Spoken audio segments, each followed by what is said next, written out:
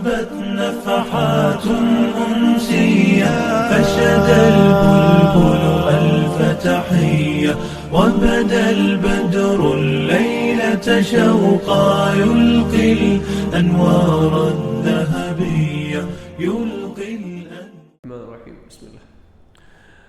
تو کتاب الفتن جامع ترمذی کی، اور یہ ایک باب ہے جو بعض نسخوں میں باب ہے اور بعض نسخوں میں اس باب کا عنوان نہیں ہے، بغیر عنوان کے باب ہے، بابن کے عنوان سے. لیکن بعض نسخوں میں یہ باب ہے کہ باب حدیث الخسف بجیش البیضاء اس کا عنوان ہے، کہ وہ حدیث جس میں اس لشکر کے زمین میں دھنسنے کا ذکر ہے جو مقام بیضاء پر زمین میں دھنسایا گیا. تو سیدنا ام سلمہ رضی اللہ تعالی عنہا ان کی حدیث ہے. امام سے فرماتے ہیں قال حدثنا نصر بن علی الجہدمی قال حدثنا سفیان عن محمد بن سوقہ عن نافع بن جبیر عن ام سلمہ رضی اللہ تعالی عنہا عن النبی صلی اللہ علیہ وسلم انہ ذکر الجیش الذی یقسم به. فرماتی ہیں نبی کریم صلی اللہ علیہ وسلم نے ذکر کیا اس لشکر کا جن کو دھنسا دیا گیا. تو فقال ام سلمہ فرماتی ہیں کہ انہوں نے کہا اللہ کے رسول سے لعل فیہم البترا، ہو سکتا ہے شاید کہ ان میں کوئی وہ بھی ہو، کچھ وہ لوگ بھی ہوں جو مجبور ہو کے لائے گئے ہوں، زبردستی لائے گئے ہوں، جو مجبور ہو کے اس میں آئے ہوں، اپنی خوشی کے ساتھ نہیں آئے ہیں. تو ان کا کیا ہوگا کہ وہ بھی انہی کے ساتھ عذاب کا شکار.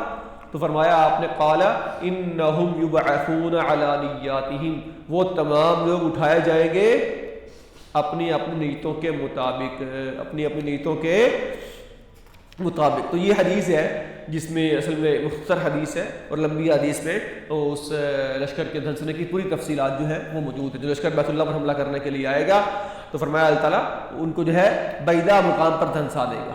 جب آپ نے یہ حدیث بیان کی تو سیدہ ام سلمہ فرماتی ہیں کہ آپ سے سوال کیا گیا، پوچھا گیا، یہ میں نے کہا اللہ کے رسول جب اس پورے لشکر کو زمین میں دھنسا دیا جائے گا تو ہو سکتا ہے ان میں کچھ وہ لوگ بھی ہوں جو رضامندی کے ساتھ اس عمل کے لیے نہیں آئے، اس کام کے لیے نہیں، ان کو مجبور کیا گیا، زبردستی جو ہے وہ اس پر لایا جا رہا ہے، مجبور کیا جائے، ان کا کیا ہوگا؟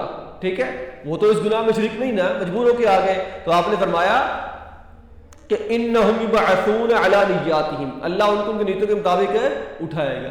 یعنی جب مرنے کے بعد وہ اٹھیں گے تو نیتوں کے مطابق، جو مسلمان ہوگا تو وہ اسلام پر ہی اٹھے گا، وہ اللہ کی فرما برداری پر اٹھے گا، اور جو کافر ہے تو وہ اپنے کفر میں اٹھے گا. اصل میں اس حدیث میں وہ ایک اہم ترین مسئلہ، اہم ترین بات جو ہے وہ یہ بتائی جا رہی ہے کہ جب اللہ کا عذاب آتا ہے، ٹھیک ہے، عمومی عذاب، تو بہت سارے لوگ جو ہے اس کی پکڑ میں آ جاتے ہیں. جس طرح آپ دیکھتے ہیں کوئی آفت آتی ہے، کوئی سیلاب آ گیا، کوئی زلزلہ آ گیا، طوفان آ گیا، تو بہت سارے لوگ جو ہے اس کی پکڑ میں آ جاتے ہیں. لیکن فرمایا آپ نے کہ پھر ان میں کئی نیک لوگ بھی ہوتے ہیں، کئی گناہ گار بھی ہوتے ہیں، لیکن گناہ گاروں کی وجہ سے یا جب اللہ تعالیٰ کا عام عذاب آتا ہے کئی نیک بندے بھی اس کا شکار ہو جاتے ہیں.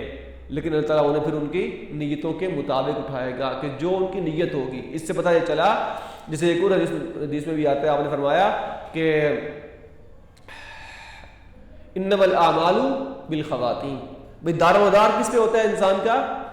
خاتمے پر ہے، اس کے خاتمہ اس کا کیسا ہے. ٹھیک ہے، اگر ایک اور حدیث میں بھی ہے فرمایا آپ نے من کان آخر کلامہ لا الہ الا اللہ دخل جس کی آخری کلام، یعنی جو شخص صحیح نیت میں مر رہا ہے. اچھا اب یہ جو حدیث ہے اس میں فرمایا گیا کہ یبعثون علی نیاتہم، کس پہ اٹھائے جائیں گے؟ یعنی اگر وہ اس کو آخری ٹائم کلمہ پڑھنا نصیب نہیں ہوا، آفت کا کسی شکار ہو گیا نا، اچانک موت آ گئی ہے، نہیں پڑھ سکا، لیکن نیت اس کی تو نہیں ہے، نیت تو اس کی ٹھیک ہے نا، ٹھیک ہے، وہ تو مسلمانوں میں سے ہے، اہل ایمان میں سے ہے، اللہ کا فرما بردار ہے، تو اگرچہ اسے کلمہ پڑھنے کا موقع نہیں ملا تب بھی اللہ اس کو اس کی نیت کے مطابق ہی اس سے معاملہ فرمائیں گے اور وہ نیت کے مطابق ہی اٹھایا جائے گا. اللہ اکبر. اس سے اگلا باب ہے باب ما جاء فی تغییر المنکر بالید او باللسان او بالقلب. چلیں کل پڑھتے ہیں انشاءاللہ. هذا وصلی اللہ وسلم علی نبینا محمد وعلی آلہ وصحبہ الطیبین الطاہرین. الذهبية هبت نفحات أنسية